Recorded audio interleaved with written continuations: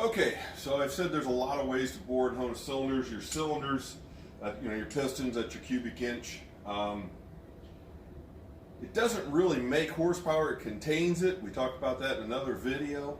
So there's a lot of ways to bore and hone these out and do it properly. There's a lot of customers that come in over the years that I've seen that they'll buy a kit, okay, and it'll have the cylinders and the pistons in it. And what's happening here is these cylinders are being manufactured in one plant somewhere and the pistons are being manufactured somewhere else.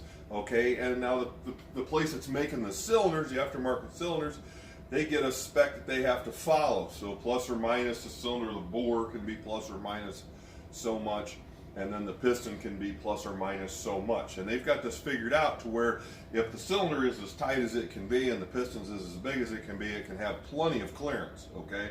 And it won't seize up and have a problem. So what happens when you have a cylinder that's on the big side and a piston that's on the small side? Okay, now you've got so much clearance in these cylinders. I check everything before I'm going to put a bike in. If you brought in your bike and you brought in a cylinder kit and you wanted me to put it together, the first thing I'm going to do is I'm going to stick a mic in there and dial bore gauge in it, and I'm going to see what the actual clearance is on the piston. And if it's too much, I won't even put it together for you. Okay, and I've had these cases come into the shop to where the piston and cylinder, you could just buy the next size over piston and drop it in that cylinder with no work done. Now, whether that's a good way to do it or not, that's debatable. We're not here to discuss that. So what I wanted to show you today is some things, my opinion on doing this, and I'm going to try and draw out some pictures and stuff, and maybe I'll do that before I do the cylinder. I actually made this fixture here. Oop, come on, it's really tight. So anyway, I made this fixture. I made this fixture here on this lathe. There's different ways to bore and hone a cylinder. Okay, the factory, it's got a liner in it. It's aluminum, and there's a liner in it. Okay, and it's cast around it. I'm sure exactly how they make, but these liners don't necessarily. You have a flat surface here and a flat surface here. Your base and your head gasket, where your head gasket or head would fit on, head gasket would go. All right, these are parallel to each other. All right, or should be, in most cases they are. And then you have your liner running down the middle. Well, it doesn't necessarily have to be in there straight, okay? So, or they aren't straight, okay? And you'll find it in your deck heights. You go to check your deck height and you'll find that, wow, the piston's down 10 here and it's only down 3 here, okay? So that makes it really hard to do the math and figure out the compression, and you know, it's just not good. It's not going straight with the center. People, if you're gonna bore this, now this is a 96-inch motor, cylinder. We're going to make it into a 103, so we're going to bore this about 100 thousandths over. Okay, now traditionally what most places do is they'll just find, you'll have a boring bar and this will fit up in there, and you'll basically set it up and shim it off of the cylinder, and you'll follow the cylinder so it's perfectly, whatever the cylinder is, you're just perfectly lining up with the cylinder and you're boring it out bigger with the cylinder. So basically, if it's off, if this liner is crooked in there, you're not doing anything to straighten that liner out in any way, shape, or form. You're just making it oversized. So what I did is I've actually made this fixture here. I made it on the lathe, okay? And what that does is this is true to the lathe. This surface is true with the lathe, with my cutters and everything. A very old lathe, very stout lathe, so it cuts everything very well, very true, hardly any wear whatsoever. This was actually in a candy factory, so it's very true. It's old. Sometimes the older stuff, in my opinion, is better than the new stuff. So it's very straight. So this is very true with the surface. Okay, so I line this up on here, and this fits in here. It's a very tight fit. Okay, and then I'll bolt this in here. And now what I'm doing is I'm not following the cylinder. I'm following off the top and the bottom of these circles, and this cylinder is perfectly centered. So I'm going to have the bore I'm going to fix the center of the bore, and I'll draw this out. I'll show you what I've got. Hopefully that makes sense. And then we'll power hone it when we're finished up. We use the different stones, and there's a lot of advancements in ring technology, like computer technology. Rings have advanced over the years. Emissions have forced, on performance. Everybody wants, more performance out of their rings. But I think a lot of it was pushed because of the environment, and we have to run much hotter combustion chambers. They have to seal up. If the cylinder doesn't seal up, then the car won't pass emission standards and they can't sell it. So A lot of shops haven't upgraded their equipment to meet these standards. It's, you know, hey, I've been doing it this way for 50 years, so it must be good, you know. And hey, you know, most people boiled, when I was growing up as a kid, we boiled water to cook hot dogs. Now people throw them in a microwave. You don't know whether that's better or not. That's probably a poor example. But things have changed. The idea is here is things have changed.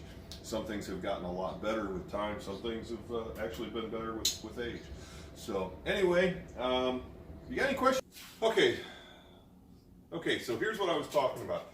You've got your engine cases, all right? And you've got, oh, see, here's where your one cylinder is. Here's where your other cylinder goes. Well, let's just say this is your cases. Boy, what a lousy drawing, huh? Okay, so you got your cylinders that go on top of here. Like I said, I'm no artist, by no means. That's your cylinder. All right, so you got your cylinder on here. And this is the liner. Okay, here's your flywheel. All right, the ultimate in an engine, to make an engine, is you want the center of this to go absolutely, if you drew a perfectly straight line, to go right through the center of that flywheel, okay? The same with this cylinder. If you drew a center here, figured out the center, and then you drew a line, you want it to go straight through. That's where you get your most efficient push. So if you've got a liner that's, you know, even though the cylinder's flat, it's bolted to the case and it's flat, all right, and it's square here, okay, this liner could come in at a little bit of an angle, let's just say. Now it's over exaggerated, all right, but then you've got a situation where your deck height's going to be a little crooked. As far as if you're checking off your deck height, you've got a piston in here that's following this liner.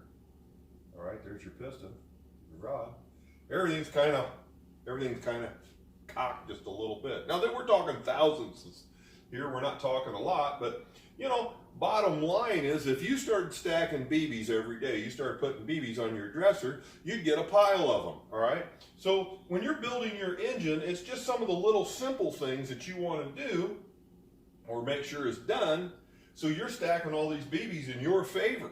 You know, if this is up perfect, you've got, you know, this liner now, we've corrected it over there on the lathe, and this is going through perfectly straight with the flywheels.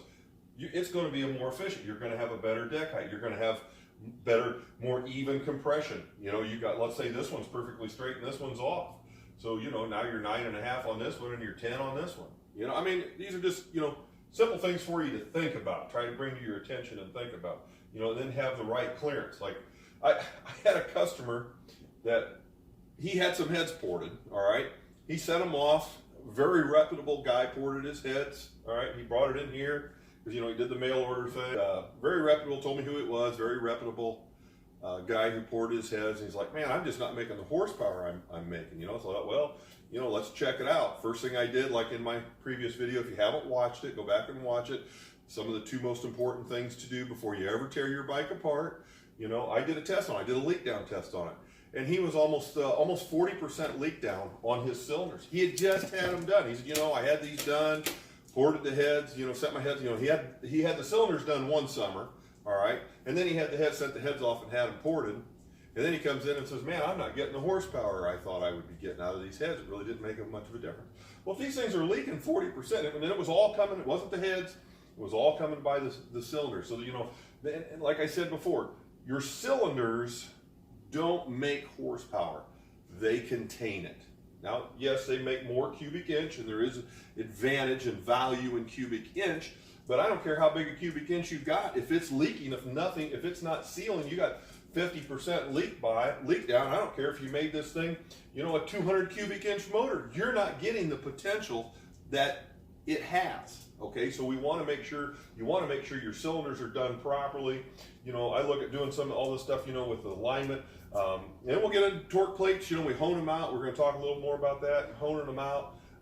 Some of the things there that I've found over the years. So anyway, I hope you enjoyed this video. Hit that like button or subscribe button, you know, keep up to date with the videos. I try and post one, you know, every chance I get. So anyway, thanks. God bless you. Hope you have a great day.